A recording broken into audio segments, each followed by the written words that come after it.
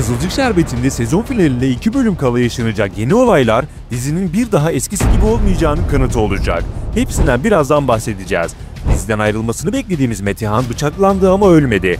Bu senaryo ile ilgili nasıl bir ayrılık yaşanacak? Mary'nin veda etmeden önceki son hamlesi ve Mustafa'nın patlamaya hazır bir bomba olması işlerin gidişatını değiştirecek. Firaz ve Nursema boşanıyor mu? Işıl'ın tüm foyasını ortaya çıkaracak olan şok detay ne?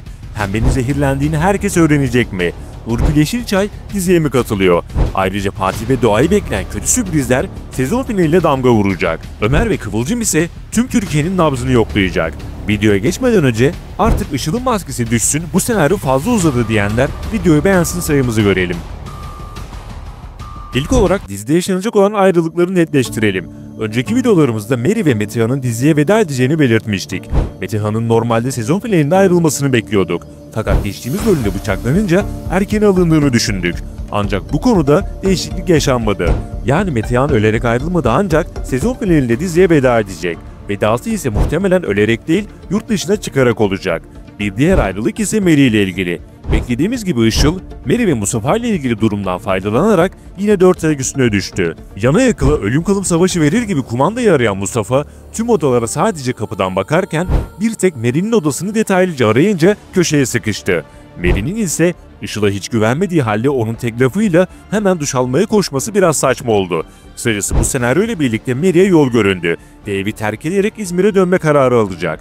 Böylece Mary karakteri diziden ayrılmış oldu. Yani Mary diziye gelip Alev bebeğe bakıcılık yapıp 3-5 psikologluk yapıp ayrılıyor. Alev bebeğe bakma konusunda da ufak bir kriz yaşanacaktır. Işıl'ın bakması zaten beklenmiyor. Ayrıca Mary ayrılmadan önce bu planı Işıl'ın yaptığını Doğa'ya anlatacak ve bu konuşma Doğan'ın kulağına küpe olacak. Zamanı geldiğinde bunu hatırlayacak. Diğer yandan bu olay Mustafa'yı tabiri caizse daha da delirtecek.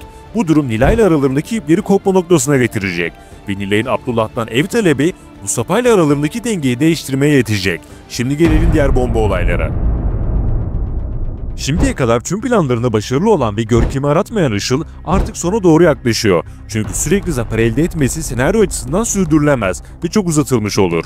Bu nedenle Işıl'ın maskesi önümüzdeki bölümde düşmeye başlayacak, sezon finalinde ise fırtınalar kopacak. Üstelik Pembe'yi zehirleyen kişinin Işıl olduğunun ortaya çıkmasını da merakla bekliyoruz. Bu konudan önceki videolarımızda detaylıca bahsetmiştik. Işıl'ın Pembe'nin ölümü için tuttuğu adam ödeme almak için Işıl'ı rahatsız edebilir ve Işıl bu konuda yakayı ele verebilir. Bir başka ihtimal ise Koray konusu. Işıl'ın her istediğini anında yerine getiren Koray, ödeme alamadığı için huysuzlanmaya başladı. Işıl şu an maddi açıdan Leo'ya para yedirdiği için sıkıntıda ve Koray'a ödeme yapamıyor. Bu konuda Koray'ın isyan ederek Işıl'ı patlatmasını bekliyoruz. Elbette bu durum en çok Nursema'nın işine yarayacak. Boynu bükük halden dik başlı hale geçiş yapan ve içine Pembenin ruhu kaçan Nursema, evliliğini bitirme pahasına kafayı Işıl'a taktı. Ve bu konuda nihayetinde başarıya ulaşacak. Çünkü Işıl'a asıl vurucu darbeyi Nursema yapacak. Böylece annemin beni affettiğini hissetmeden bu evden gitmem diyen Nursema, Işıl'ın işini bitirdikten sonra rahatlayıp evden gidecek. Ancak onu bekleyen bir Firaz olacak mı? Çünkü beklediğimiz gibi Firaz'ın sabrı tamamen taştı ve çok sert bir res çekerek ya gelirsin ya da bu iş biter dedi. İlhami Nursema'dan kurtuldu ancak Firaz kurtulamadı. Bu ikili boşanmayacaklar ancak çalkantılı bir süreçten geçecekler. Nursema Firaz'ın kıymetini anlayacaktır. Ama öncesinde Işıl'la büyük yüzleşmeler yaşanacak. Sizce Nursema ve Firaz konusunda kim haklı? Yorumlara yazın. Şimdi gelelim Fatih ile Doğa'ya ve diğer sürpriz gelişmelere.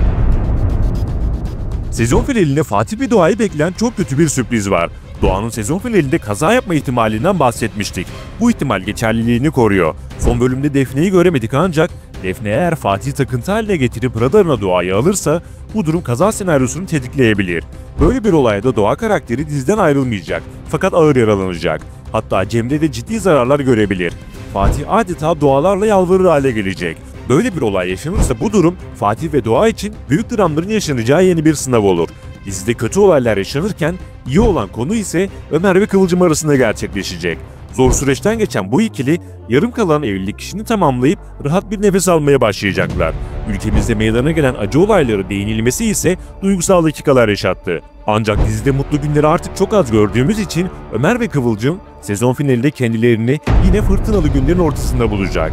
Diğer yandan Pembe'nin hikayesinin bittiği ve eksikliğinin hissedildiği dizide Sevtap'a klip çekiliyor ve Sevtap, Haluk, Kayhan üçlüsünü büyük bir dolandırıcılık senaryosu bekliyor olabilir. Evet, klip çekimi tamamlanacak ve Sevtap ünlenecek fakat bu üçlüyü pek iyi senaryolar beklemiyor.